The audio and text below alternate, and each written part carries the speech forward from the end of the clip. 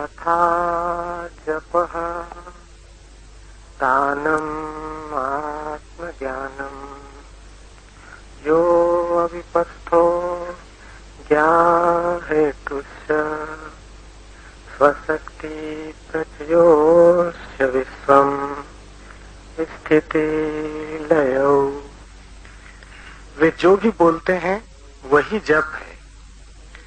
आत्मज्ञान ही उनका दान है जो अंतःशक्तियों का स्वामी और ज्ञान का कारण है। स्वशक्ति का प्रचय अर्थात सतत विलास ही इसका विश्व है और वह स्वेच्छा से स्थिति और लय करता है।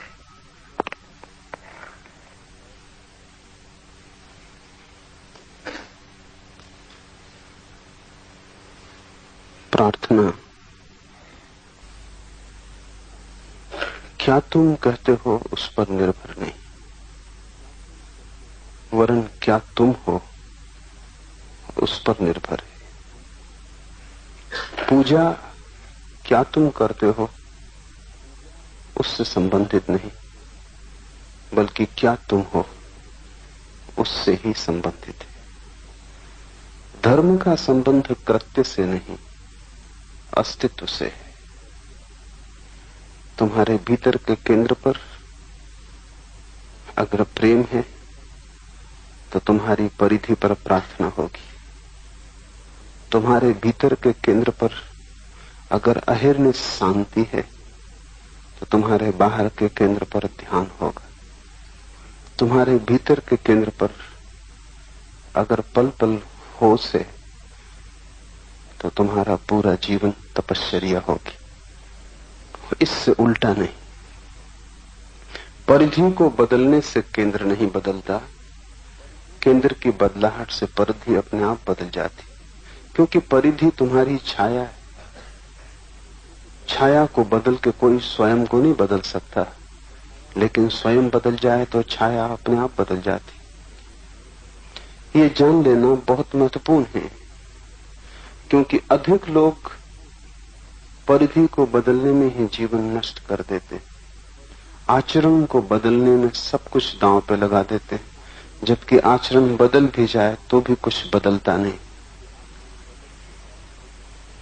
तुम आचरण को कितना ही बदल लो, तुम ही रहोगे। चोरी करते थे, साधु हो जाओगे। धन इकट्ठा करते थे, बांटने लगोगे, लेकिन तुम ही रहोगे। और धन का मूल्य तुम्हारी आंखों में वही रहेगा जो चोरी करते समय था, वही मूल्य दान करते समय रहेगा। चोरी करते समय तुम समझते थे धन बहुत कीमत का है, दान देते वक्त भी तुम समझोगे कि धन बहुत कीमत का है। धन मिट्टी नहीं हुआ, नहीं तो मिट्टी को कोई दान देता है। अगर धन सच में ही मिट्टी हो गया तो तुम अपने कूड़े करकट को दूसरे को देने जाओगे, और अगर कोई ले लेगा तुम्हारा धन तो क्या तुम समझोगे कि तुमने उसे अनुग्रहित किया? क्या तुम चाहोगे कि वो तुम्हें लौट के धन्यवाद दे? अगर धन सच में ही व्यर्थ हो गया तो जो तुम्हारा धन स्वीकार कर ले तुम ही उसके अनुग्रहित होगे। तुम सोचोगे कि धन्य भाग मेरे कि इस आदमी ने कचरा लिया, इंकार न किया। लेकिन दानी ऐसा नहीं सोचता। एक पैसा भी दे देता है तो उसका प्रतिकार चाहता है। एक मारवाड़ी की मृत्यु हुई, उसने सीधा जाके स्वर्ग के द्वार पर दस्तक दी और उसे पक्का भरोसा था कि द्वार खुलेगा, क्योंकि उसने दान किया था। द्वार खुला भी, द्वारपाल ने उसे नीचे से ऊपर तक देखा, क्योंकि स्वर्गों में कृत्यों की पहचान नहीं, व्यक्ति सीधे देखे जाते। और द्वारपाल ने पूछा कि शायद भूल से आपने यहां दस्तक दे दी। वो जो सामने का दरवाजा है नरक का, वहां दस्तक दे। मारवाड़ी नाराज हुआ, उसने कहा क्या खबर नहीं पहुंची? कल ही मैंने एक बूढ़ी औरत को 2 पैसे दान दिए, और उसके लिए एक दिन पहले एक अंधे अखबार बेचने वाले लड़के को मैंने 1 पैसा दिया। जब दान का दावा किया गया तो द्वारपाल को खाता बही खोलना पड़ा। अपने सहयोगी को उसने कहा कि देखो, तो वहां 3 पैसे मारवाड़ी के नाम लिखे थे। द्वारपाल चिंता में पड़ा, पूछा कुछ और कभी किया है? मारवाड़ी ने कहा और तो अभी इस समय कुछ याद नहीं आता। किया होता और याद ना आता। जिसको 3 पैसे याद रहे उसने किया होता और याद ना आता। खाता बही खोजा गया, बस वो 3 पैसे ही नाम लिखे थे। उन्हीं 3 पैसे के बल वो स्वर्ग के द्वार पर दस्तक दिया था अकड़ के साथ। द्वारपाल ने अपने साथी से पूछा क्या करें इसके साथ? उसके साथी ने खीसे से 3 पैसे निकाले और कहा इसको दे दो, कहें सामने के दरवाजे पे दस्तक दो।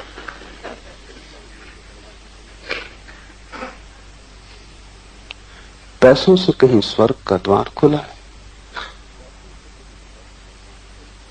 तुम चाहे पकड़ो पैसा और चाहे छोड़ो, दोनों ही हालत में मूल्य रूपांतरित नहीं होता। तुम चाहे संसार में रहो चाहे भाग जाओ, संसार का मूल्य वही का वही बना रहता है। तुम पीठ करो कि मुंह, यात्रा में बहुत भेद नहीं पड़ता जब तक कि तुम केंद्र से न बदल जाओ। आचरण नहीं, अंतस की क्रांति चाहिए, और जैसे ही अंतस बदलता है सभी कुछ बदल जाता है। ये सूत्र अंतस की क्रांति के सूत्र हैं। एक एक सूत्र को अति ध्यानपूर्वक समझने की कोशिश करें। उनका कण भी तुम्हारे भीतर गिर गया तो चिंगारी की तरह होगा, और अगर तुम्हारे भीतर थोड़ी भी सूखी बारूद है तो जल उठेगी।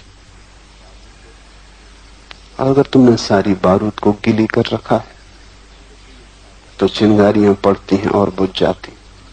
तुम्हारी कठिनाई ये नहीं कि तुम्हें सत्य नहीं सुनने को मिलता, तुम सत्य को भी बुझाने में कुशल हो। तुम्हारे भीतर सब बारूद गीली है। अंगारा भी पड़ जाए तो अंगारा ही बुझता है, बारूद नहीं सुलगती। और किस भांति तुमने बारूद को गीला किया है? जितना तुम्हारे पास ज्ञान है उतनी ही तुम्हारी बारूद गीली है। जितना तुम सोचते हो कि मैं जानता हूं उतनी ही तुम्हारी बारूद गीली है। वो जानने के कारण ही ज्ञान की चिंगारी भी तुम बुझा देते हो। तुम्हारा ज्ञान ज्ञान की चिंगारी को भी तुम्हारे भीतर नहीं पहुंचने देता। वही द्वार पर खड़ा है, वो बाहर से ही इंकार कर देता है। तुम अपने ज्ञान में ही बेहोश हो। और ध्यान रहे, ज्ञान से ज्यादा बड़ी शराब खोजनी मुश्किल है, क्योंकि उससे ज्यादा सूक्ष्म अहंकार किसी और चीज से नहीं मिलता।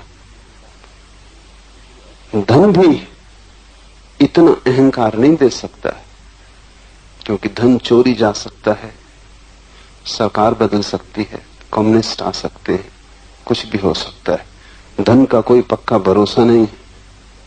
लेकिन ज्ञान चोरी नहीं जा सकता, कोई छीन नहीं सकता। तुम्हें कारागृह में भी डाल दिया जाए तो भी तुम्हारा ज्ञान तुम्हारे साथ जाएगा।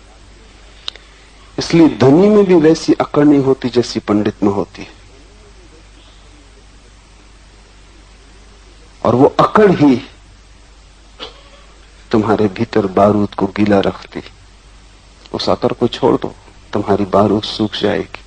तब एक चिंगारी भी तुम्हें बदलने में सफल हो जाती, क्योंकि बहुत आग की जरूरत नहीं।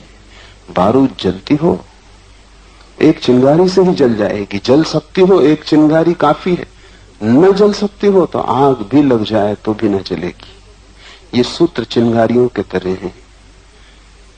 इन्हें अपने ज्ञान को हटा के समझने की कोशिश करना, क्योंकि ज्ञान से समझा तो समझ ही न पाओगे।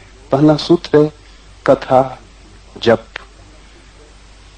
वे जो शिवतुल्य हो गए हैं, कल जो हमारा आखिरी सूत्र था, वे जो शिवतुल्य हो गए हैं वे जो भी बोलते हैं वही जप। वे क्या बोलते हैं ये सवाल नहीं, वे जो भी बोलते हैं वही जप। क्योंकि उनके हृदय में संसार न रहा, वासना न रही, अंधेरा न रहा। उनका हृदय एक प्रकाश है। उस हृदय से अब जो भी आता है वो जप। उससे जप के अन्यथा कुछ आ ही नहीं सकता। प्रकाश से अंधकार कैसे आएगा? प्रेम से घृणा कैसे आएगी? करुणा से क्रोध कैसे आएगा? अब उनके भीतर से जो भी आता है वही जप है। जीसस का बहुत प्रसिद्ध वचन है कि तुम क्या अपने मुंह में डालते हो उससे स्वर्ग का राज्य नहीं मिलेगा। क्या तुम्हारे मुंह से निकलता है उससे स्वर्ग का राज्य मिलेगा। क्या तुम अपने भीतर डालते हो उससे कुछ तय नहीं होता। क्या तुम्हारे भीतर से बाहर आता है वही खबर देता है कि तुम कौन। शिवतुल्य जो हो गया है वो जप नहीं करेगा। जप की कोई जरूरत नहीं, क्योंकि वो जो भी करेगा वही जप होगा। कबीर ने कहा है, उठूं बैठूं परिक्रमा। कबीर से किसी ने पूछा कि कभी जप करते दिखाई नहीं पड़ते? कब करते हो पूजा, कब करते हो प्रार्थना? लोग कहते हैं महाभक्त हो, लेकिन भक्ति कब करते हो? देखते हैं तुम्हें काम में लगा हुआ, कपड़ा बुनते हो, बाजार बेचने जाते हो, लेकिन कभी तुम्हें ध्यान पूजा मंदिर में तो कभी देखा नहीं। तो कबीर ने कहा, जो भी करता हूं वही मेरी परिक्रमा, जो भी बोलता हूं वही मेरा जप। मेरा होना ही मेरा ध्यान। जब भी तुम उत्सुक होते हो ध्यान में तो तुम क्या करते हो? तुम अपने कृत्यों के जगत का एक छोटा सा कोना ध्यान को दे देते हो, जबकि ध्यान कृत्य नहीं। तुम दुकान करते हो, बाजार जाते हो, करना ही पड़ेगा। काम धंधा, जीवन की चर्या बाहर की परिधि पर चलती ही रहेगी। उसी परिधि पर एक कोना तुम ध्यान के लिए भी देते हो। तुम सोचते हो कि चलो बाजार जाने के पहले 2 क्षण मंदिर हो। इस फर्क को ख्याल में लेना। तुम जो करते हो उसी में तुम ध्यान को भी जोड़ लेते हो, और 25 काम करते हो, उसी में एक काम ध्यान। तुम्हारे संसार में 1000 व्यस्तताएं हैं, उसी में ईश्वर भी एक और व्यस्तता है। तब तुम ईश्वर से वंचित रह जाओगे।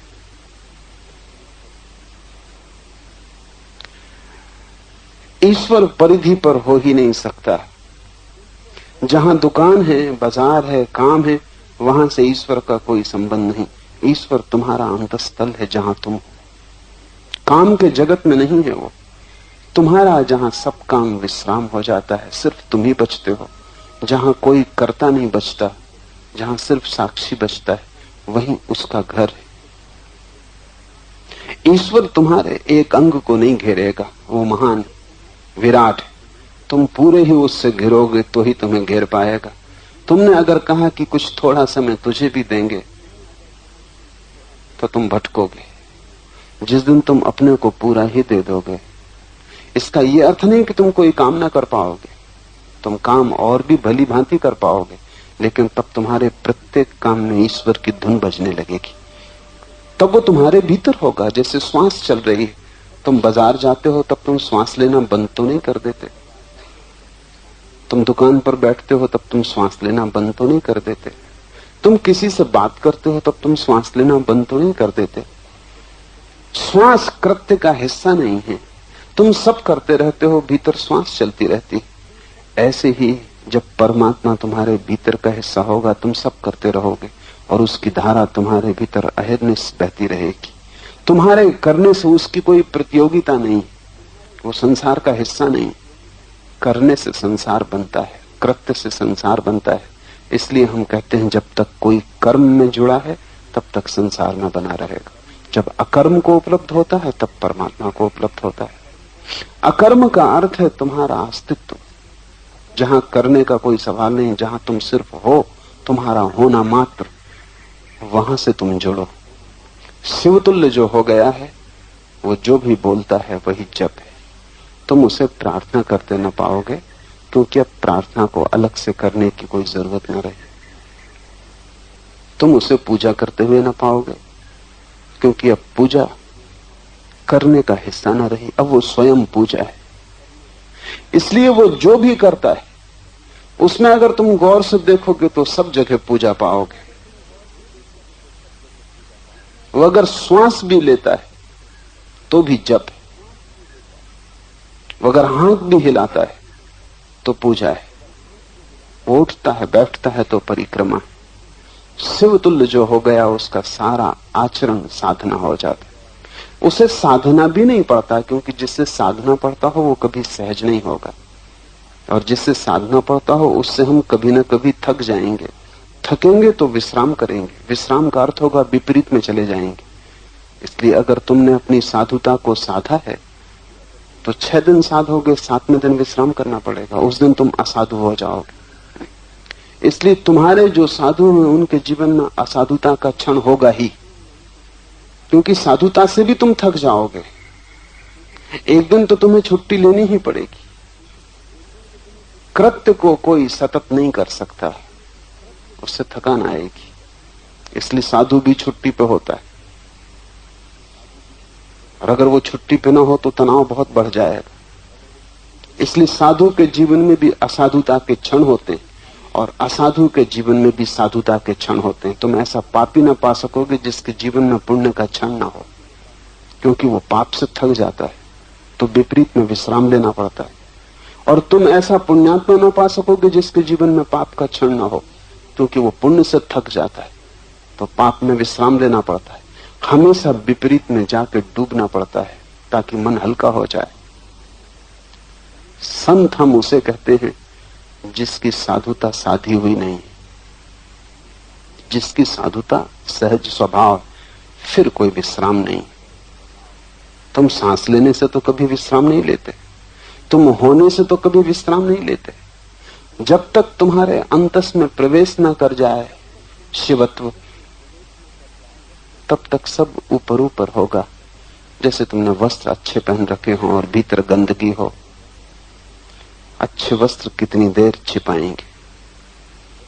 और जैसे तुमने सुगंध छिड़क ली हो और भीतर से बदबू उठती हो, उस दुर्गंध को तुम कैसे छिपाओगे? हो सकता है दूसरों से छिपा भी लो, लेकिन खुद से कैसे छिपाओगे? इसलिए तुम्हारे साधु प्रसन्न नहीं दिखते, आनंदित नहीं दिखते। दूसरों को साधु दिखते हैं, खुद को तो असाधु दिखते ही रहते। नृत्य नहीं आता उनके जीवन में, उनके क्रोध में कोई अंतर नहीं पड़ता, भीतर तो वे जलते ही रहते। तुमसे छिप जाएगा क्योंकि तुम वस्त्रों को ही देख सकोगे, लेकिन जो आदमी खुद छिपा रहा है वो कैसे बच सकेगा? उसे तो दिखाई पड़ रहा है, वही दिखाई पड़ना कांटे की तरह चुपता रहता है। और जब तक साधु नाच ना सके तब तक समझना कि उसकी साधुता संभाली हुई, संभाला हुआ झूठा होता है। जो सहज हो जाए वही सत्य है। इसलिए कबीर बार बार कहते हैं, साधो सहज समाधि भली। सहज समाधि का अर्थ जिसे संभालना ना पड़े। संभालोगे तो थकोगे, आज नहीं कल बोझ हो जाएगा, मगर कब ऐसी घटना घटेगी जब सहज समाधि होगी? जब सेवत्व भीतर अंतस से आएगा, जब तुम शिवतुल्य हो जाओगे। और ध्यान रहे, ये कोई भविष्य का आदर्श नहीं, समझ सको इसी क्षण घट सकता है। कृत्य में तो समय लगता है, करना हो तो समय लगेगा। ये तो छलांग है, ये कोई कृत्य नहीं है, ये तो बोध। इसे करने की जरूरत नहीं, सिर्फ देखने की जरूरत। ये ऐसे ही है जैसे कोई किसी आदमी के खीसे में हीरा पड़ा हो और उसे पता ना हो, और वो सड़क पर भीख मांग रहा हो, और तब अचानक कोई उसे याद दिला दे कि तू क्यों भीख मांग रहा है पागल, तेरे खीसे से तो किरणें निकलती मालूम पड़ रही, लगता है खीसे में हीरा है, और वो खीसे में हाथ डाले और हीरा बाहर आ जाए। बस ऐसा है, तुम्हारे भीतर शिवत्व तो बैठा ही हुआ है, वो तुम्हारा सदा का खजाना है। उसे पाने के लिए देर नहीं करने की जरूरत है, सिर्फ आंख मोड़ के देखने की जरूरत है।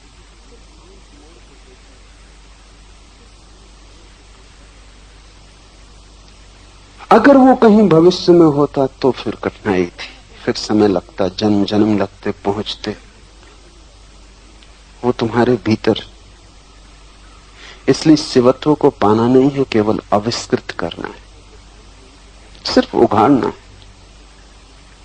जैसे कोई प्याज के छिलकों को उघाड़ता चला जाए, फिर क्या घटता है, एक एक छिलका निकलता है, दूसरा छिलका सामने आ जाता है। उघाड़ते ही चले जाओ, उघाड़ते ही चले जाओ, एक घड़ी आएगी जब सब छिलके निकल जाएंगे, सिर्फ शून्य हाथ लगेगा। ऐसे ही आदमी के ऊपर छिलके, और शिवत्व तो शून्य जैसा है। इन छिलकों को हम थोड़ा समझ लें तो उघाड़ने की आसानी हो जाए, तो तुम्हारा जीवन भी शिव जैसा हो जाए, तो तुम्हारा बोलना भी जप हो जाए। पहली परत क्या है? पहली परत शरीर की, और अधिक लोग इस पहली परत से ही अपने को एक मान के जी लेते हैं। वे ऐसे ही हैं जैसे किसी महल की सीढ़ियों पर बैठ के जी रहे हैं, उस सीढ़ियों को ही घर बना लेते। उन्हें पता ही नहीं कि सीढ़ियां घर नहीं है, सिर्फ घर तक पहुंचने का उपाय है। वो वहीं खाते हैं, पीते हैं, भोजन बनाते हैं, शादी विवाह करते हैं, बच्चे पैदा करते हैं, और उनके बच्चों को तो महल पता ही नहीं चलेगा, क्योंकि वो सीढ़ियों पर ही पैदा होंगे, वही उनका घर होगा, वे वहीं रहेंगे। वे कभी लौट के पीछे की तरफ देखते भी नहीं कि ये सीढ़ियां हैं और हम पोर्च में ही जीवन बिता रहे हैं। महल पीछे, वे कभी द्वार पे दस्तक भी नहीं देते, और जन्मों जन्मों से दस्तक नहीं दी है, द्वार करीब करीब जाम हो गया है। शायद द्वार दीवार जैसा ही लगने लगा है, अब कुछ पता नहीं चलता कहां द्वार है। पहली परत है शरीर की, और शरीर में ही तुम जी लेते हो एक तादाद में, जिससे लगता है कि मैं शरीर हूं। शरीर मेरा है, मैं नहीं, और मेरा कभी भी मैं नहीं हो सकता। जो भी मेरा है वो मेरे हाथ में हो सकता है, लेकिन मैं नहीं। तुम्हारा पैर कोई काट दे तो भी तुम ना कटोगे, पैर ही कटेगा। तुम्हारा शरीर अगर होते तुम, तो पैर कट जाने पर तुम्हें लगता कि मैं अब कुछ कम हो गया। एक पैर कट गया, उतना मैं कम हो गया।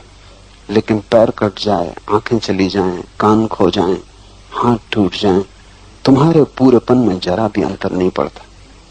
शरीर अपंग हो जाता है, लेकिन तुम पूरे ही होते हो। इसीलिए शायद कुरूप से कुरूप आदमी भी भीतर अपने को कुरूप नहीं मान पाता, क्योंकि भीतर तो तुम सुंदर ही होते हो।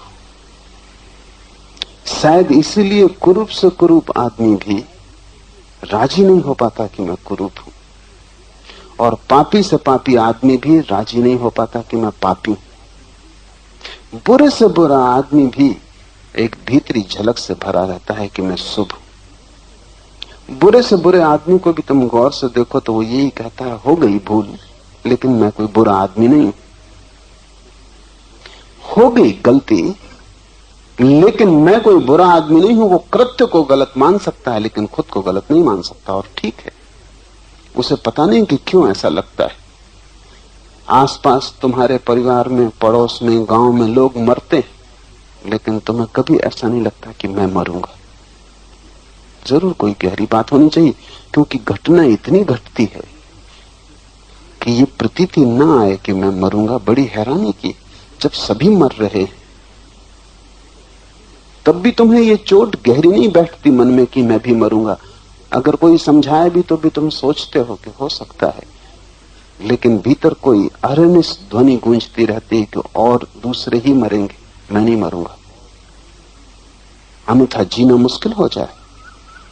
जहां मृत्यु इतने जोर से घटती हो, जहां हर आदमी क्यू में खड़ा हो मरने के, जहां तुम भी क्यू में खड़े हो, वहां भी तुम इस मौत से जीते हो जैसे शाश्वत जीवन है। कुछ भीतरी कारण है, और कारण यह है कि भीतर जो है वो कभी मरने वाला नहीं। तुम कितने ही शरीर के साथ जुड़ गए हो तो भी तुम शरीर नहीं हो गए हो। वो भीतर की सच्चाई तुम कितनी ही झुटलाओ, झूठ नहीं हो सकती। कितना ही नशा हो तो भी भीतर का स्वर, सत्य का स्वर गूंजता ही रहता है। मैंने एक दिन सुबह मुल्ला नसरुद्दीन को घर के बाहर बैठे देखा, खिलखिला के हंस रहा है, बड़ा ही आनंदित आह्लादित है। मैं पूछा कि क्या हुआ नसरुद्दीन, ऐसे खुश तुम कभी दिखाई नहीं पड़े। उसने कहा गजब हो गया, पर तुम समझ ना सकोगे जब तक मैं पूरी कथा न कहूं। तो मैंने कहा तुम पूरी कथा ही कहो। उसने कहा हम दो भाई थे, जुड़वा पैदा हुए, एक सी शक्लें थी, कोई भी फर्क ना कर पाता था कौन कौन, और जिंदगी भर में नुकसान न रहा। स्कूल में मेरा भाई किसी को पत्थर मार देता, सजा मुझे मिलती।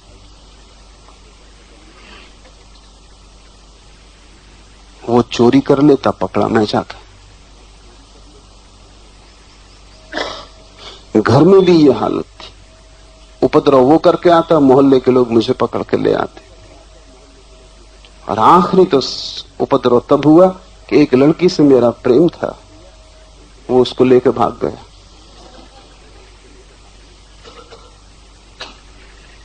तो मैंने कहा इसमें तुम इतने प्रसन्न क्यों हो रहे हो? नसरुद्दीन ने कहा कि लेकिन 7 दिन पहले सब हिसाब किताब चुकता हो गया, मैं मर गया और लोगों ने उसको दफना दिया।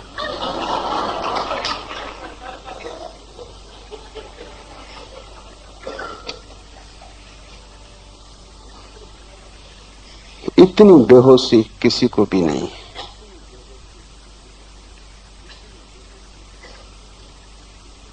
तुम कितने ही जुड़वा हो तो भी ऐसी भूल ना हो सकेगी। नसरुद्दीन भयंकर शराब पिए बैठा था। तुमने भी बड़ी शराब पी लगी बहुत जन्मों से, लेकिन फिर भी इतनी शराब कभी नहीं हो पाती कि तुम्हारे होश को पूरा डुबा दे। तुम्हारा होश उभर उभर के बाहर आ जाता है। कहीं तुम जानते ही हो भीतर कि तुम ना मरोगे, सब तथ्य कहते हैं कि मृत्यु घटेगी, फिर भी तुम भरोसा किए जाते हो कि मैं न मरूंगा। तुम ऐसे ही जीते हो जैसे सदा यहां जीना है, इसलिए बहुत सी भूलें होती। मजबूत मकान बनाते हो जैसे सदा यहां रहना। तुम्हारी भूलों में भी कहीं ना कहीं कोई सच्चाई की झलक होगी, नहीं तो ये भूलें बंद हो जाती। तुम मकान ऐसे बनाते हो जैसे सदा रहना, मजबूत दीवारें उठाते हो, पत्थर की नींव भरते हो, और तुम्हें पता नहीं कि कल मर जाना। और सब मरते हैं, तुम भी मरोगे, ये सीधा साफ गणित है, लेकिन फिर भी भीतर कोई शाश्वत है, इसलिए तुम्हारी हर स्थिति में उस शाश्वत की झलक पड़ती है। शरीर तुम्हारा है, तुम नहीं। शरीर में तुम हो, लेकिन शरीर ही तुम नहीं। शरीर पहली परत है जिससे तादात्म्य हो गया, उसके साथ तुम बहुत दिन तक रहे हो, जोड़ हो गया, जुड़मा हो, साथ साथ पैदा हुए, इसलिए तुम्हें भी भूल हो जाती है कि कौन कौन है, शक्ल पहचान नहीं पाते। और इस भूल को साथ मिलता है क्योंकि बाहर से देखने वाले केवल तुम्हारे शरीर को देखते हैं, तुम्हें नहीं देखते। वे तुम्हारे शरीर के चेहरे को तुम्हारा चेहरा मानते हैं, वे तुम्हारे शरीर की आकृति को तुम्हारी आकृति मानते हैं, और वे बहुत हैं, तुम अकेले हो। वे सभी तुम्हारे शरीर को ही तुम्हें मानते हैं, उन सबकी प्रतीति भी तुम्हें प्रभावित करती। अगर तुम्हारा शरीर कुरूप है तो वे कहते हैं तुम कुरूप हो, अगर शरीर सुंदर है तो वो कहते हैं तुम सुंदर हो। अगर शरीर बूढ़ा है तो वो कहते हैं तुम बूढ़े हो, शरीर जवान है तो वो कहते हैं तुम जवान हो। और उन सब की संख्या बड़ी है, तुम अकेले हो, वे बहुत। उन सब की प्रतीति भी तुम्हें इस भाव को गहराती कि तुम शरीर हो। उनमें से कोई भी तुम्हारी आत्मा को नहीं देखता। बड़ी पुरानी उपनिषदों में कथा है कि सम्राट जनक ने पंडितों की एक बड़ी सभा बुलाई, सभी आत्मज्ञानियों को निमंत्रण भेजे, और वो चाहता था कि परम सत्य के संबंध में कुछ उद्घाटन हो सके। और जो भी परम सत्य को उद्घाटित करेगा उसके लिए उसने बहुत धन धान्य भेंट करने के लिए आयोजन किया था।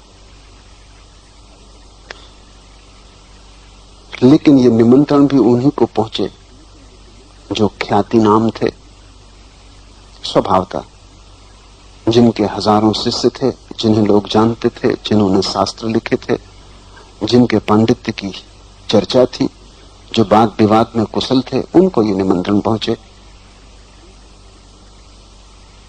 एक आदमी था, उसे निमंत्रण नहीं मिला, शायद जान के ही निमंत्रण नहीं दिया गया। उस आदमी का नाम था अष्टावक्र। उसका शरीर 8 जगह से टेढ़ा था। उसे देख के ही अप्रीतिकर अनुभव होता था, विकर्षण होता था। और ऐसे शरीर में कहीं आत्मज्ञानी हो सकता? अष्टावक्र के पिता को निमंत्रण मिला था, कुछ काम आ गया तो अष्टावक्र अपने पिता को बुलाने जनक के दरबार चला गया। वो जब अंदर घुसा तो पंडितों की बड़ी संख्या इकट्ठी थी। वो सब उसे देख के हंसने लगे। वो हंसने योग्य था। उसका शरीर निश्चित ही कुरूप था, 8 जगह से टेढ़ा। चले तो ऐसा लगे कि वो मजाक कर रहा है, बोले तो ऐसा लगे कि वो कुछ व्यंग कर रहा है। वो कार्टून था, आदमी नहीं था। वो सर्कस में जोकर हो सकता था।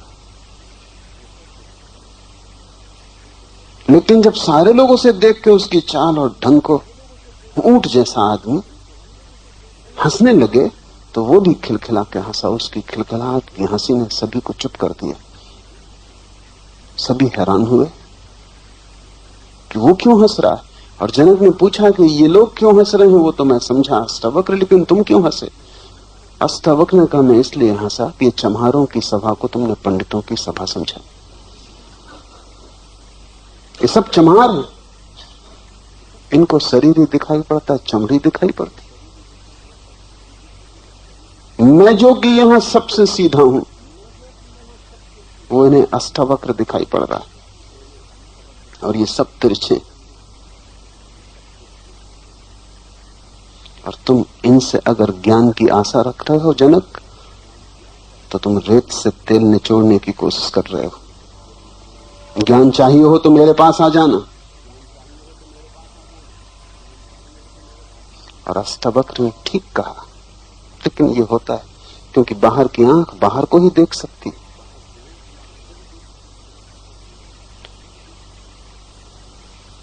तुम भी बाहर की आंख से परेशान हो, क्योंकि सभी तरफ आंखें ही आंखें हैं, और वो सब तुम्हारे शरीर को देखती हैं। शरीर सुंदर हो तो तुम सुंदर, शरीर कुरूप हो तो तुम कुरूप। और उन सबका इतना शोरगुल है चारों तरफ, और उनकी धारणा मजबूत है क्योंकि बहुमत उनका है। तुम हमेशा अल्पमत हो, इकाई, और वे भी बहुत। उनसे अगर तुम हार जाते हो, आश्चर्य नहीं। तुम भी अपने को मान लेते हो कि मैं शरीर हूं, तो आश्चर्य नहीं। आश्चर्य तो तब होता है जब तुम इन लोगों की आंखों से बच पाते हो और पहचान पाते हो कि मैं शरीर नहीं हूं। समाज से मुक्त होने का यही अर्थ है। समाज से मुक्त होने का अर्थ हिमालय चले जाना नहीं। समाज से मुक्त होने का अर्थ है चारों तरफ भीड़ की आंखें तुमसे जो कहती हैं उससे मुक्त हो जाना।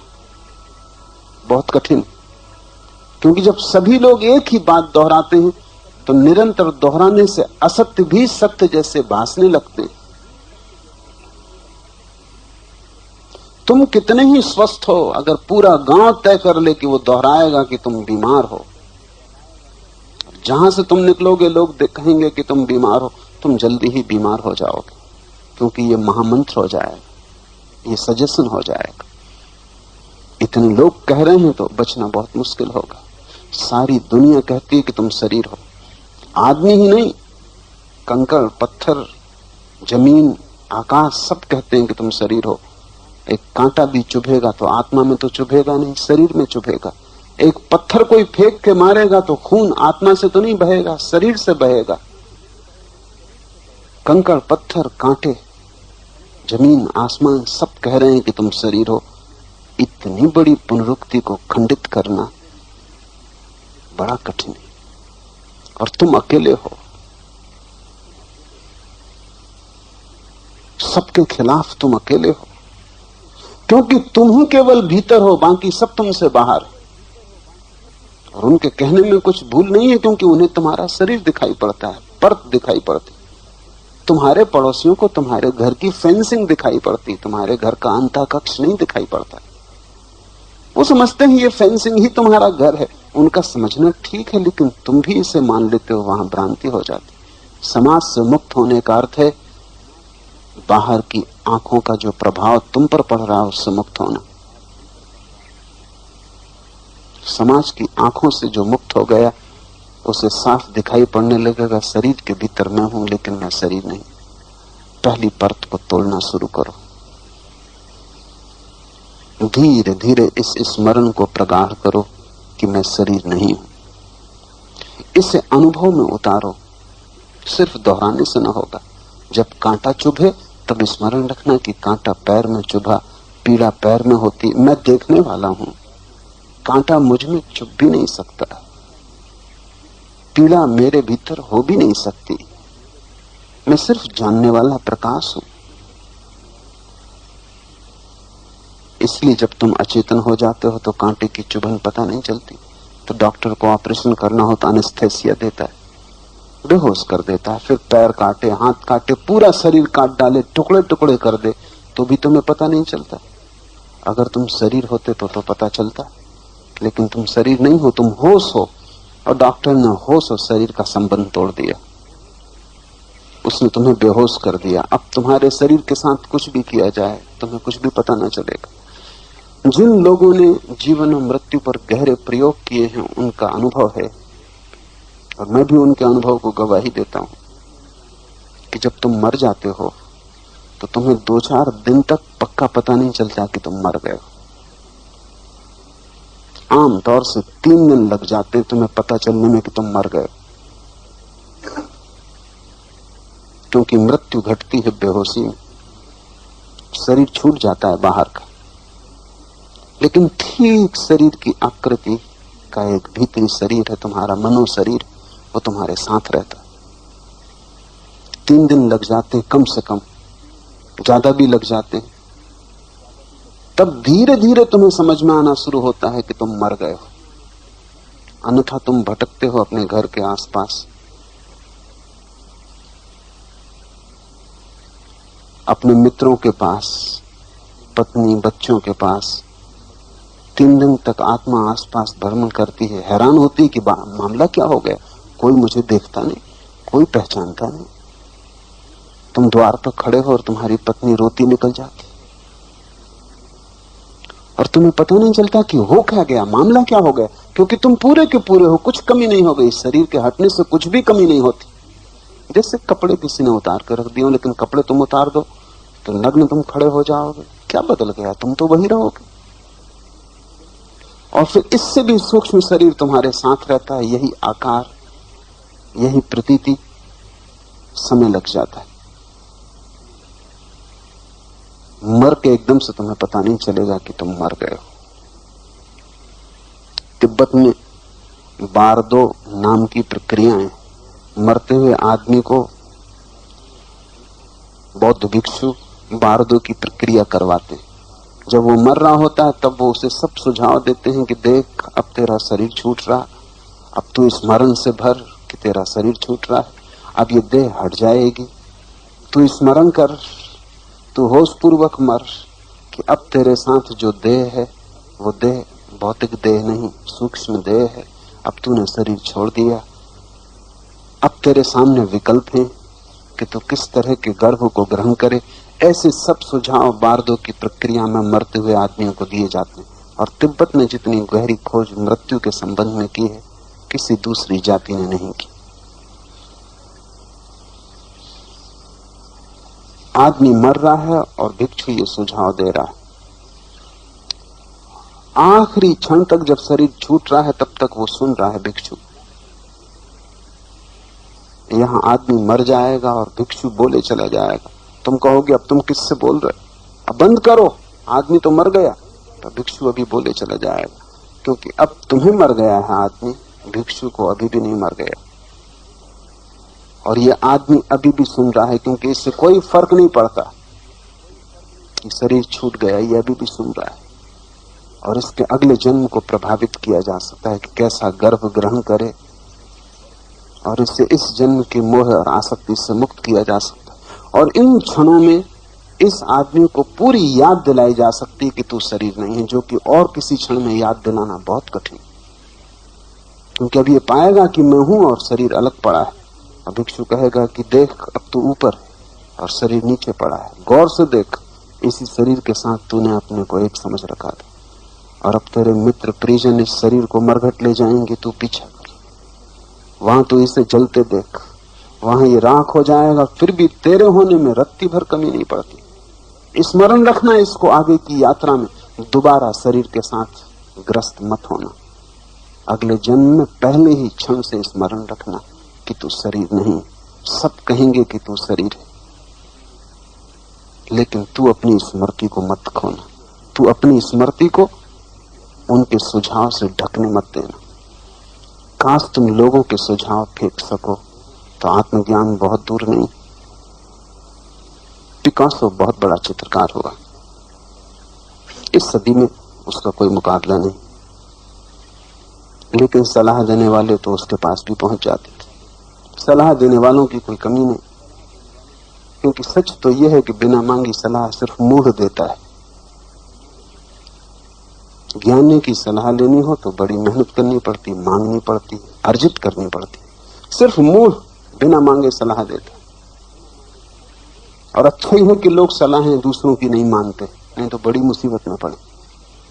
तो दुनिया में सबसे ज्यादा चीज जो दी जाती है वो सलाह, और सबसे कम जो चीज ली जाती है वो भी सलाह। पिकासो के घर लोग आते जिनको आबा साबी नहीं आता चित्रकला का, वो भी उसको कहते कि जरा इसमें रंग ऐसा लगाया होता, ये चित्र अगर जरा ऐसा बनाया होता, इसकी पृष्ठभूमि अगर दूसरे रंग की होती। पिकासो थक गया इन मूढ़ों के साथ बातचीत करते करते, तो उसने क्या किया वही तुम करो। उसने एक खूबसूरत पेटी बनाई और उस पर लिखा सजेशन बॉक्स, सुझाव की पेटी, सुझाव पेटी का। और उसके ऊपर लिखा कि कृपा करके आपके जो भी सुझाव हो लिख के इसमें डाल दें। यहां तक तो ठीक था, लेकिन उसमें नीचे कोई तलहटी नहीं थी, और उसके नीचे उसने कचरे की टोकरी रखी हुई थी। लोग बड़ी खुशी से कि उनका सुझाव का बड़ा मूल्य है, पिकासो की पेटी में डाल जाते सुझाव और कचरे की टोकरी में सीधे पहुंच जाते। वो उनको कभी पढ़ता भी नहीं था। यही तुम करना अगर तुम समाज से मुक्त होना चाहो, और वही संन्यास का अर्थ है, तो लोगों के सुझाव से मुक्त होना, क्योंकि वे बाहर हैं, उनके सभी सुझाव बाहर के होंगे और भीतर के ज्ञान में बाधा बनेगी। तुम उनकी सुनना ही मत। अगर तुम भीतर के परमात्मा की सुनना चाहो तो तुम समाज से बचना। अगर भीतर की आवाज सुननी हो तो बाहर की आवाजों को बिल्कुल द्वार बंद कर देना, अन्यथा बाहर की आवाजें इतनी विकराल हैं और इतनी तेज हैं कि भीतर की धीमी मंद आवाज खो जाएगी, वो तुम्हें सुनाई ना पड़ेगी। वो प्रतिपल निनादित हो रही, लेकिन तुम बाजार में खड़े हो, वहां बड़ा शोरगुल है। पहली परत है शरीर, और एक ही चाबी है, इसको कहना चाहिए मास्टर की। इससे सभी ताले खुल जाते हैं, क्योंकि ताले एक ही जैसे हैं। चाबी है कि शरीर के प्रति तुम होश से भरना। चलो तो देखना कि शरीर चल रहा है, मैं नहीं। भूखे हो जाओ, देखना कि शरीर को भूख लगी, मुझे नहीं। प्यासे हो जाओ, देखना कि प्यास शरीर में, मुझ में नहीं। ये होश कायम रखना। तुम धीरे धीरे पाओगे ये होश तुम्हारे और शरीर के बीच में खाई पैदा करने लगा। जैसे जैसे ये होश सघन होगा, फासला बड़ा होगा, और अनंत फासला है तुम में और शरीर में, अनंत दूरी है। जैसे जैसे तुम्हारा होश गहरा होगा, बीच का सेतु टूटेगा, संबंध विच्छिन्न होगा, और एक दिन तुम प्रगाढ़ रूप से देख पाओगे कि शरीर सिर्फ खोल है, तुम जीवन हो, शरीर मृत्यु है, शरीर पदार्थ है, तुम चैतन्य हो। शरीर अणुओं का खेल है, अणुओं का जोड़ है, आज है कल नहीं होगा, परिवर्तनशील है। तुम किसी के जोड़ नहीं, तुम चैतन्य हो, अखंड, सदा थे, सदा रहोगे। जैसे ही शरीर की पहली प्याज का छिलका अलग किया कि दूसरा छिलका ऊपर आ जाएगा। वो दूसरा छिलका है तुम्हारा मन। वो बीमारी और गहरी, क्योंकि शरीर काफी दूर है, मन काफी निकट। शरीर अगर अणुओं का जोड़ है तो मन विचारों का। शरीर अगर पदार्थ है तो मन सूक्ष्म पदार्थ है। विचार भी सूक्ष्म ध्वनियां हैं, ध्वनि पदार्थ है, लेकिन विचार और भी करीब है। तुम उनसे ऐसे ग्रसे हो, कपड़े जैसे नहीं। शरीर अगर कपड़े जैसा है तो विचार चमड़े जैसे। तुम्हारी चमड़ी जैसे करीब है, कपड़े से ज्यादा करीब है, ऐसे विचार है। और उनसे छुटकारा और भी मुश्किल, क्योंकि तुम्हें सदा ये भ्रांति रही कि ये विचार तुम्हारे। तुम अक्सर लड़ते हो कि ये मेरा विचार है, और तुम अपने विचार को सही हो चाहे गलत, सही करने की कोशिश करते हो, सिद्ध करने की कोशिश करते हो, क्योंकि तुम्हें डर लगता है अगर तुम्हारा विचार गलत हुआ तो तुम गलत हो गए। शरीर के साथ तुम्हारा तादात्म्य इतना नहीं है जितना विचार के साथ। अगर किसी आदमी से कहो कि तुम्हारा शरीर रुग्ण है, चिकित्सक के पास चले जाओ तो वो बुरा नहीं मानेगा, लेकिन किसी से कहो कि तुम्हारा मन बीमार है, किसी मनोचिकित्सक के पास चले जाओ तो फौरन नाराज हो जाएगा। किसी को बीमार कहो तो हर्जा नहीं, लेकिन किसी को पागल कहो तो झगड़ा हो जाएगा।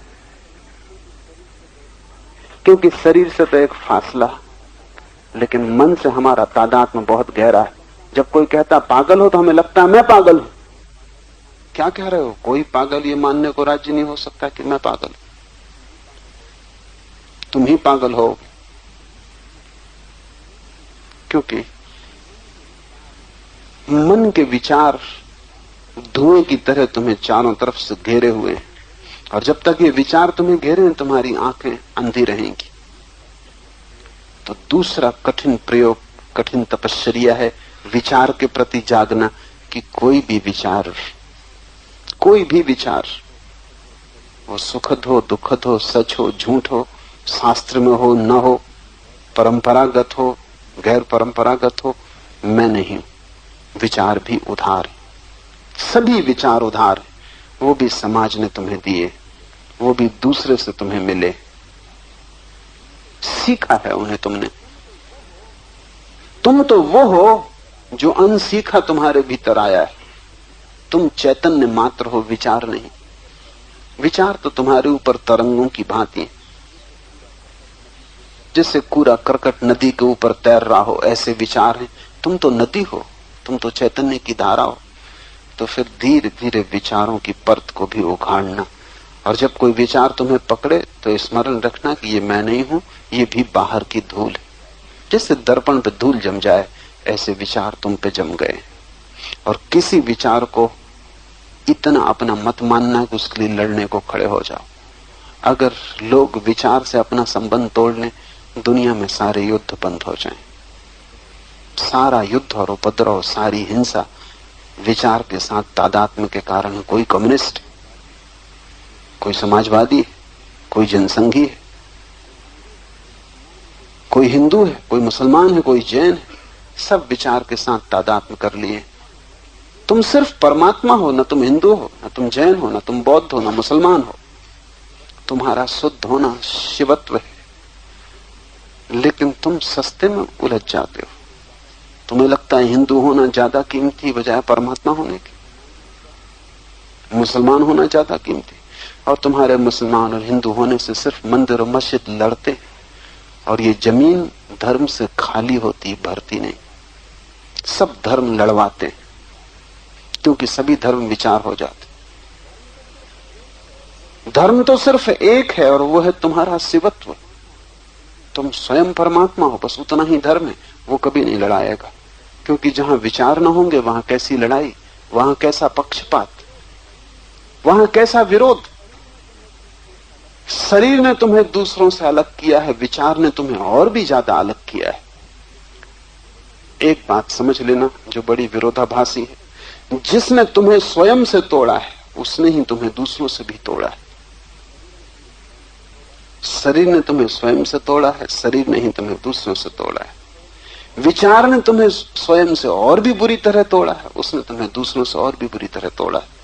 और जिस दिन तुम अपने स्वभाव में प्रतिष्ठित हो जाओगे, न शरीर न विचार, दोनों परतें उगाड़ के फेंक दी, तुम बिना परत हो गए, कोई खोल ना रही, शुद्ध जीवन रह गया। उस दिन तुम पाओगे तुम सबके साथ एक हो गए, क्योंकि परमात्मा दो नहीं। उस दिन तुम्हारे भीतर का परमात्मा और तुम्हारे बाहर का परमात्मा एक हो गया। उस दिन घटाकाश और आकाश एक हो गया।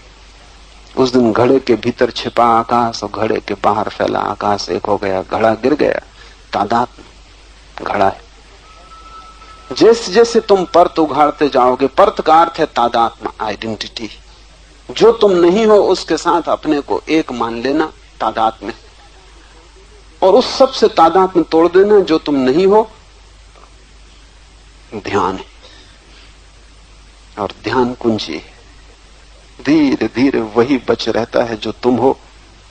सब प्याज की परतें उखड़ जाती हैं, शून्य हाथ में आता है। यही शून्य तुम्हारी प्रभुता है, तुम्हारा शिवत्व है।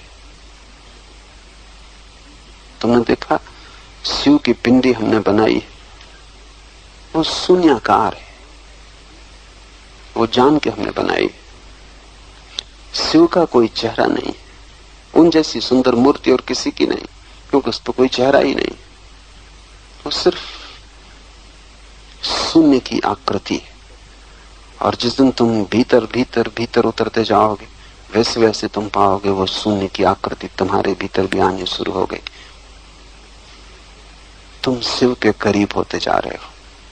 जिस दिन तुम सिर्फ प्रकाश के शून्य मात्र रह जाओगे, एक ज्योति, निराकार, जिसका कोई नाम नहीं, रूप नहीं, उस दिन तुम जो भी बोलोगे वही जप होगा। अभी तुम जो भी बोलोगे वो धोखा है। अभी तुम जो भी बोलोगे वो धोखा है। अभी तुम धर्म भी करोगे तो अधर्म है। अभी तुम कुछ और कर ही नहीं सकते। तुम अभी एक भूल से बचने जाओगे तो 1000 भूल इकट्ठी कर लोगे। अभी सबसे बेहतर तो यह होगा कि तुम कुछ मत करना, सिर्फ तादात्म्य तोड़ना, बस जागना, कुछ करना मत। अन्यथा तुम एक भूल से बचने जाते हो, दूसरी पकड़ लेते। मुल्ला नसरुद्दीन समुद्र के किनारे बैठा था। पास में ही एक आदमी बड़ा परेशान। आखिर उससे न रहा गया। उस आदमी ने कहा कि भाई, नसरुद्दीन से कहा, क्या ये तुम्हारा लड़का है जो मेरे कपड़ों पर रेत फेंक रहा? बड़ा क्रोधित था वो आदमी। नसरुद्दीन ने कहा कि नहीं भाई, बड़े प्यार से, ये तो मेरा भांजा है। मेरा लड़का तो तुम्हारा छाता तोड़ के अब तुम्हारे जूते में पानी भरने गया।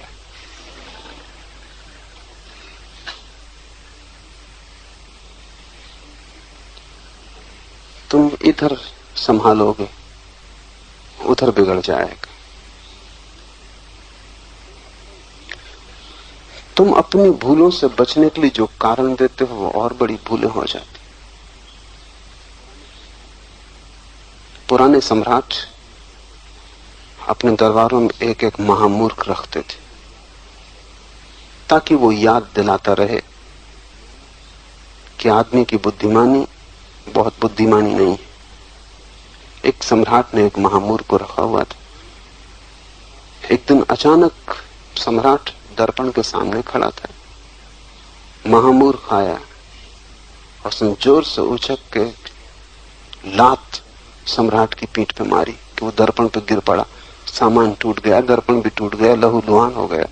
सम्राट ने कहा, हद हो गई, मूर्ख मैंने पहले भी देखे, लेकिन तेरा जैसा मूर्ख नहीं देखा।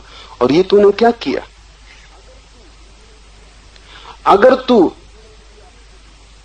जो तूने किया है इसको समझाने के लिए इससे भी बड़ी मूर्खता का कोई कारण नहीं बता सका तो फांसी लगवा दूंगा। उसने कहा, हुजूर मैं तो समझा महारानी खड़ी।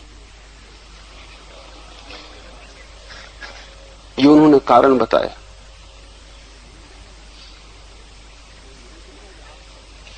मैं ये नहीं समझा कि आप खड़े, मैं समझा कि महारानी खड़ी। सम्राट को उसे छोड़ना पड़ा क्योंकि कारण उसने और भी खतरनाक बताया। तुम जहां हो अंधेरे में खड़े हो, तुम एक भूल करते हो, उसे संभालने के लिए तुम जो भी कारण खोजते हो दूसरी भूल हो जाती। और ऐसा भूल का एक वर्तुल बन गया है। दुकान से बचने के लिए मंदिर जाते हो लेकिन तुम मंदिर पहुंच नहीं पाते, मंदिर दुकान हो जाती, और भी बड़ी दुकान। इधर तुम बचते हो, उधर फंस जाते हो, क्योंकि कारण बाहर नहीं है, कारण भीतर। तुम अंधेरे में हो, तुम जहां भी जाओगे वहीं उपद्रव होगा खड़ा। मुल्ला नसरुद्दीन एक बार पकड़ गया, जेल खाने में पड़ा था तो मैं मिलने गया, पुराना संबंध, इसको देखाना जरूरी। मैंने पूछा कि नसरुद्दीन इतने समझदार हो कि फंस कैसे गए? उसने कहा, क्या बताऊं, चोरी में फंस गया लेकिन अपनी ही भूल के कारण। पूछा, वो क्या भूल? उसने कहा, जिस सेठ के घर में घुसा 3 महीने उसके कुत्ते से दोस्ती लगाने में बिताए, और जब भीतर गया तो बिल्ली पे पैर पड़ गए। तुम जिंदगी भर ऐसे ही कुत्ते से दोस्ती करने में बिताते हो, बिल्ली पे पैर पड़ जाता। तुम्हारे पास आंख नहीं, तुम अंधेरे में यहां से वहां टटोलते घूम रहे हो। असली सवाल ये नहीं है कि तुम खोजो, असली सवाल ये है कि प्रकाश हो। अंधेरे में टटोलने से तुम कभी भी न पहुंचोगे। तुम प्रकाश हो जाए तो दरवाजा अभी देख लोगे और निकल जाओगे। आचरण को बदलने में जो लगा है वो अंधेरे में टटोल रहा है। कभी ज्यादा खाना खाता था, अब उपवास कर रहा है, मगर वो टटोल रहा है, वही खाने में अटका है। उपवास भी खाने का ही एक ढंग है, वो भी खाने में ही जुड़ा है, लेकिन कुछ फर्क नहीं पड़ रहा है। कल तक जो कर रहा था उससे उल्टा करने लगेगा ज्यादा से ज्यादा। इस दिशा में खोज लिया, यहां नहीं पाया तो उल्टी दिशा में खोजने लगेगा। लेकिन आंख तो यहां भी बंद थी, आंख वहां भी बंद रहेगी। तुम इसलिए नहीं भटक रहे हो कि तुम्हारी दिशा गलत है, तुम इसलिए भटक रहे हो कि तुम्हारी आंख बंद है। आंख खुलनी चाहिए। और जब आंख कहता हूं तो मेरा मतलब है होश, बेहोशी टूटनी चाहिए, होश बढ़ना चाहिए। सोए सोए मत चलो, जागो। जैसे ही तुम जागोगे शिवतुल्य हो जाओगे। और वे जो भी बोलते हैं वही जप है, और आत्मज्ञान ही उनका दान है। वो धन नहीं देते कि धन कचरा है, देने का कोई अर्थ भी नहीं। जिसको खुद ही छोड़ा उसे देने का क्या प्रयोजन? जिसे खुद व्यर्थ पाया उसे दूसरे को बांटने में क्या सार है? वे तुम्हारी शरीर की सेवा नहीं करते, वे तुम्हें सिर्फ एक ही चीज दे सकते हैं जो देने योग्य है, वो आत्मज्ञान, वही उनका दान है। लेकिन तुम देखो, तुम हिसाब उसका नहीं रखते। जैनियों से पूछो तो वो महावीर का हिसाब रखे हुए हैं कि कितने घोड़े, कितने हाथी, कितने रथ, कितने हीरे जवाहरात उन्होंने दान किए, और खूब बढ़ा चढ़ा के संख्या लिखी। उतने उनके पास थे भी नहीं, कि वो छोटे से राज्य के मालिक थे, कोई बहुत बड़ा साम्राज्य न था, एक तहसील से बड़ा नहीं। उसमें इतने हाथी घोड़े हो भी नहीं सकते जितने जैनियों ने संख्या लिखी। संख्या से ऐसा लगता है वो कोई चक्रवर्ती सम्राट थे, बिल्कुल भूल है। सिक्किम के छोग्याल जैसी हालत में उतने हैसियत के आदमी थे, उससे ज्यादा के नहीं। उस समय हिंदुस्तान में 2000 राज्य थे। तो तुम सोच सकते हो डिप्टी कलेक्टर की हैसियत रही होगी। पर इतनी संख्या बढ़ा के लिखने का क्या कारण है? क्योंकि जैनियों को लगता है अगर दान छोटा किया तो इतने बड़े तीर्थंकर कैसे होंगे। संख्या बड़ी करो, गणित को फैलाओ, बढ़ाते जाओ, लाखों हाथी घोड़े, अरबों खरबों के हीरे जवाहरात। वो इसलिए ताकि त्याग मालूम पड़े। लेकिन उन अंधों को कोई भी पता नहीं है कि उस त्याग से कोई संबंध ही नहीं। जो असली हीरा महावीर ने दिया वो आत्मज्ञान है, वो उसमें जोड़ा ही नहीं गया। तुम वही देख सकते हो जहां तुम्हारी वासना है। तुम्हारा रस कहां है, वही तुम्हें दिखाई पड़ता है। आत्मज्ञान, वो शब्द कुछ कीमती नहीं दिखाई पड़ता। अगर एक हाथ में रखूं आत्मज्ञान और एक में कोहिनूर हीरा, तो पूछो अपने मन से क्या लोग है। तुम कहोगे आत्मज्ञान फिर भी हो जाएगा, इतनी जल्दी क्या है। और इतनी जल्दी भी क्या है, जन्म जन्म पड़े। कोहिनूर फिर मिला न मिला, तुम कोहिनूर ही चुनोगे, क्योंकि तुम्हें रस ही उसमें दिखाई पड़ेगा जो व्यर्थ है। तुम अंधे हो। शिवतुल्य जो हो गया है उसका एक ही दान है, वो आत्मज्ञान है। जो उसने पाया है वो बांटता है, जो उसने चखा है वो उसका स्वाद भी तुम्हें देता है। वो अपने को ही बांटता है, वो संपदा नहीं बांटता है, वो स्वयं को बांटता है। वो तुम्हें भागीदार बनाता है अपनी भीतरी संपदा में। बाहरी संपदा दो कौड़ी की हो गई है, उसका कोई भी मूल्य नहीं। तुम गरीब मरो कि अमीर मरो, कोई बहुत फर्क नहीं पड़ता। तुम खा पी के ठीक से अच्छे बिस्तर पे मरो कि बिना खाए पिए सड़क पे मरो, कोई फर्क नहीं पड़ता। फर्क सिर्फ एक बात से पड़ता है कि तुम जागते हुए जियो और जागते हुए मरो। वहीं सब चीजें टिकी हैं, उस पर ही तुम्हारे सारे जीवन का गंतव्य निर्भर होगा। वही निष्कर्ष तय करेगा, बाकी किसी बात का कोई भी मूल्य नहीं है। आत्मज्ञान ही उसका दान है जो अंतःशक्तियों का स्वामी है और ज्ञान का कारण है। क्योंकि आत्मज्ञान ही अंतःशक्तियों का तुम्हें स्वामी बना देगा और आत्मज्ञान ही तुम्हारे जीवन को प्रकाश, ज्ञान, आलोक से भर देगा।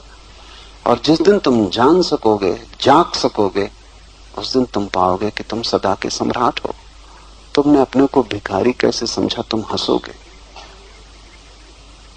तुम हैरान होगे कि तुम कैसे दुख स्वप्न में दब गए थे।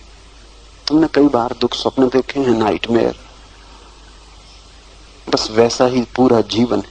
कभी कभी ऐसा होता, रात तुम सोए, छाती पे हाथ पड़ गया, सीधे सो जाओ और छाती पे हाथ पड़ जाए, सपना आएगा कि कोई छाती पे चढ़ा है। कुछ नहीं, तुम्हारे ही हाथ पड़े, लेकिन वो तो जागने पर पता चलेगा। अभी नींद में तो लगे कोई छाती पे चढ़ा हुआ है। चट्टान रख दी छाती पे किसी ने, कि कोई पटक रहा है तुम्हें पहाड़ से, और तुम पसीने पसीने हो रहे हो, भयभीत हो रहे हो। उसी घबराहट में नींद खुल जाएगी। तब तुम चकित होकर हैरान हो कि अपने ही हाथ छाती पे पड़े, न कोई चट्टान। लेकिन सपने में कितनी बढ़ जाती बात। सपना कैसी अतिशयोक्ति है, अपने ही हाथ पहाड़ की चट्टान बन जाते। कि अपने ही एक हाथ बिस्तर के नीचे लटक गया तो लगता है कि खाई में गिर रहे हैं। तुम जरा प्रयोग करके देखो, दूसरे में सपने जगाए जा सकते हैं। कोई आदमी सोया हो, उसके पैर के पास जरा सी आंच ले जाओ, जल्दी ही वो सपना देखेगा कि रेगिस्तान में चल रहा, मरा जा रहा, पसीने पसीने हुआ जा रहा। या जरा सी बर्फ उसके पैर में छुलाओ और वो समझेगा कि पहुंच गए एवरेस्ट पर। पैर गले जा रहे हैं, ठंड से मरे जा रहे हैं। तकिया ही रख दो उनकी छाती पर, शैतान बैठा है, उनका ही हाथ उनकी गर्दन में उलझा दो, फांसी लगी। मगर ये तो जागने पर पता चलेगा। सपना बड़ी अतिशयोक्ति है। जब वो जागेगा तो हंसेगा कि मैं भी कैसा परेशान हो रहा था, व्यर्थ ही परेशान हो रहा था, वहां कुछ भी न था। एक जरा सा इशारा और मन भाग खड़ा होता है और न मालूम कितनी कल्पनाएं कर लेता। तुम जिंदगी में इतने दुख कभी नहीं पाते जितनी तुम कल्पना करते हो। वो बीमारियां कभी नहीं आती जिनको तुम सोचे बैठे रहते हो। वो दुख भी तुम पे कभी नहीं गिरते जिनसे तुम भयभीत रहते हो। तुम्हारे जीवन का 90% दुख तो तुम्हारे मन की कल्पना है। 10% सही है, लेकिन 90% बिल्कुल कल्पना है। और 90% के कारण तुम इस 10% का हल नहीं कर पाते। अगर वो 90% समाप्त हो जाए, झूठ हट जाए, तो जीवन का जो भी दुख वास्तविक है उसका निपटारा है, उससे छुटकारा है, उसके बाहर होने का उपाय है। तुम उससे सदा बड़े हो, तुम उस पर पैर रख के सीढ़ी बना ले सकते हो, लेकिन तुम इतना बढ़ा लेते हो कि दुख इतना बड़ा हो जाता है कि तुम छोटे हो जाते। तब तुम कपते हो, तब तुम कुछ भी नहीं कर सकते। जैसे ही भीतर के ज्ञान की किरण जगती है, दिया जलता है, तुम अपनी शक्तियों के स्वामी हो जाते हो और वही तुम्हारे ज्ञान का कारण। और ज्ञान अंतिम घटना है। ज्ञान का अर्थ है भीतर की आंख, देखने की क्षमता, आर पार देखने की क्षमता। तब जीवन में कोई दुख नहीं है, तब जीवन में सिर्फ आनंद है। तुम्हारे अंधेपन के कारण दुख है, तुम्हारी नींद के कारण तुम्हारा सपना दुखद हो गया है। होश किसी दुख को नहीं जानता, होश सिर्फ आनंद को जानता है। स्वशक्ति का परिचय अर्थात सतत विलास ही इसका विश्व है। जो व्यक्ति ज्ञान को उपलब्ध हो जाता है वो सतत अंतर्विलास में, वो सतत महासुख में। स्वशक्ति का परिचय उसके भीतर की स्वयं की शक्ति न मालूम कितने सुख को जन्म देती रहती। प्रतिपल वहां सुख घटता रहता है, जैसा झरना बहता रहता है सतत, ऐसे वहां सुख की धारा बहती रहती। तुम्हारे भीतर प्रतिपल अनंत स्रोत सुख के बह रहे हैं, लेकिन उस तरफ तुम्हारी पीठ है। और ध्यान रखना, धर्म कोई त्याग नहीं है, धर्म परम विलास है। परमात्मा कोई बैठ के रो नहीं रहा है, नाच रहा है। तुम रोते परमात्मा को मत खोजना, वो तुम्हें कहीं ना मिलेगा। और जो भी मिलेंगे वो तुम्हारे बीच में से कोई होंगे जो परमात्मा का अभिनय कर रहे हैं। परमात्मा नाच रहा है। ये पूरा जीवन आनंद का महोत्सव है। इस जीवन में दुख कहीं जाना नहीं है, दुख तुम्हारी कल्पना है, दुख तुमने पैदा किया है, दुख तुम्हारा सोचा हुआ है, दुख तुम्हारी उत्पत्ति है। और अंधा आदमी और कुछ कर भी नहीं सकता, वो जहां जाएगा वहीं टकराएगा।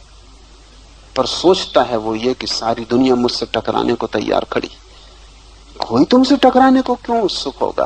कोई दीवार को मतलब कि दरवाजे को कोई मतलब? अंधा आदमी जहां भी जाता है कहीं दीवार टकरा जाती, कहीं दरवाजा टकरा जाता, और अंधा आदमी सोचता है कि सारी दुनिया मुझसे टकराने को बैठी। आंख वाले से कोई नहीं टकराता, निश्चित कोई तुमसे टकराने को नहीं बैठा है। तुम ही अंधे हो, तुम ही टकरा जाते हो। तो दोष तुम दूसरे को देते हो, दोषी तुम स्वयं हो। उत्तरदायित्व तुम दूसरे पे फेंकते हो, तुम्हारे अतिरिक्त किसी का उत्तरदायित्व नहीं। ये वचन समझने जैसा है। स्वशक्ति का परिचय अर्थात सतत विलास ही उसका विश्व है। ऐसी स्थिति जब आ जाती है ज्ञान की, तो प्रतिपल आनंद ही फलित होता रहता है। वहां सिर्फ फूल ही लगते हैं, कांटे नहीं, और वहां अमृत ही बरसता है, वहां कोई मृत्यु नहीं, वहां दुख की एक किरण भी नहीं प्रवेश पाती। तुम्हारे भीतर महासुख का राज, उसकी ही तुम तलाश में भी हो, लेकिन खोज तुम बाहर रहे हो। खोज तो ठीक है, दिशा गलत है। आत्मज्ञानी तुम्हें दिशा देता है, वही उसका दान है। वो तुम्हें उस दिशा में ले जाता है जहां उसने पाया, वहीं तुम्हें ले जाता। आत्मज्ञानी तुम्हें समझाता नहीं, क्योंकि उसे समझाने का कोई उपाय नहीं। तुम्हारे हाथ को पकड़ के उस तरफ ले जाता है, लेकिन तुम इतने डरे हुए हो कि तुम किसी का हाथ पकड़ने से डरते हो। तुम समर्पण नहीं कर सकते, श्रद्धा नहीं कर सकते, किसी पे भरोसा नहीं कर सकते। तुम्हारे भय ने तुम्हें इतना सुरक्षित कर दिया है कि जो तुम्हें दुख के बाहर ले जाए, तुम सोचते हो शायद ये भी किसी झंझट में ले जाए। तुम इतनी झंझटों में पड़ते रहे हो कि अब तुम्हें झंझटें ही दिखाई पड़ती।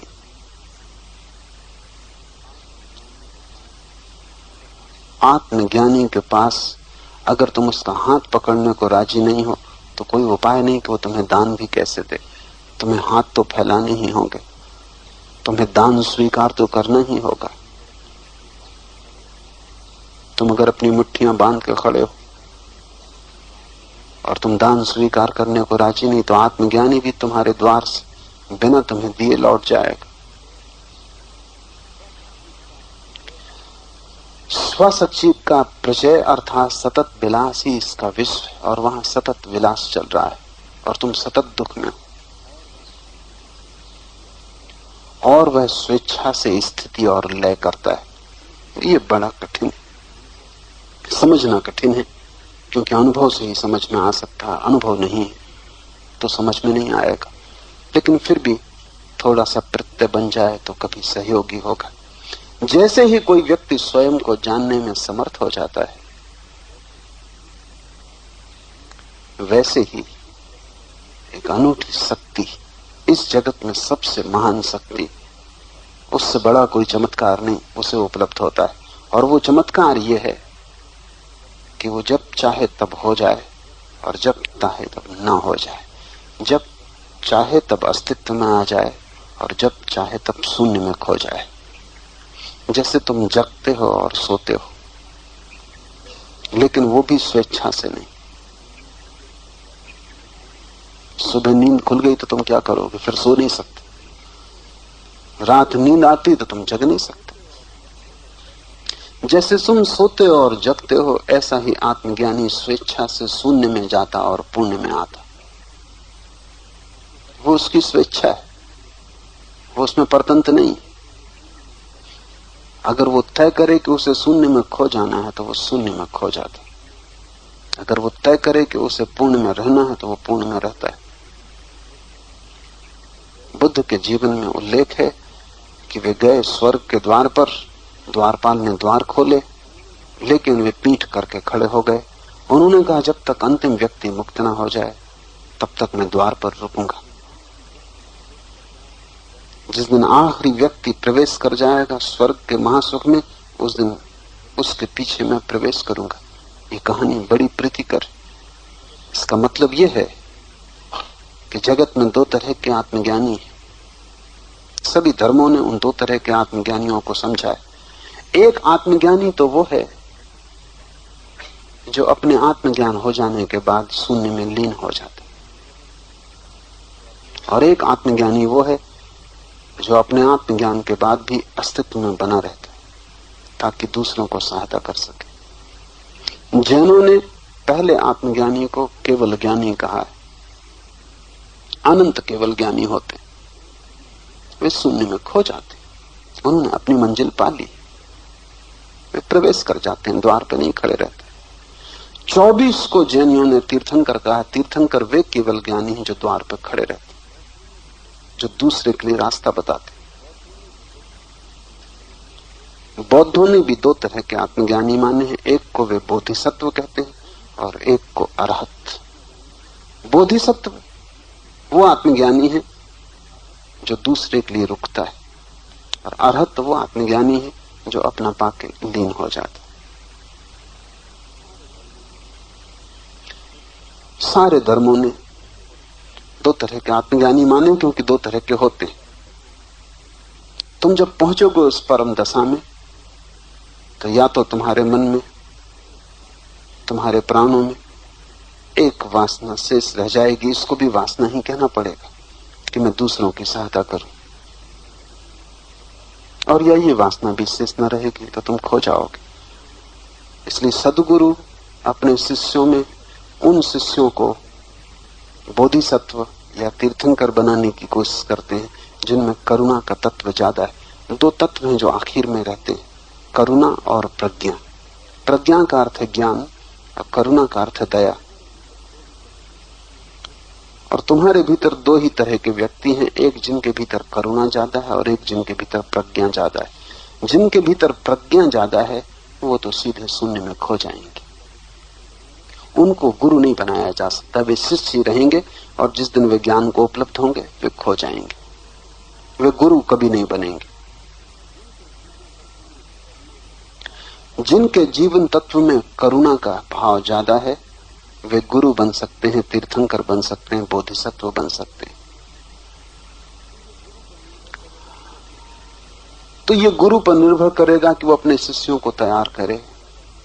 जिनके भीतर उसे करुणा का तत्व ज्यादा दिखाई पड़ता है, प्रेम का, सेवा का, उनको वो इस भांति तैयार करेगा कि उनमें करुणा की वासना आखिर तक रह जाए। जब उनका ज्ञान फलित हो तो एक वासना उनके भीतर शेष रह जाए, करुणा की। जब उनकी नाव छूटने के लिए तैयार हो जाए तब एक खूंटी से रस्सी बंधी रह जाए, वो खूंटी होगी करुणा की।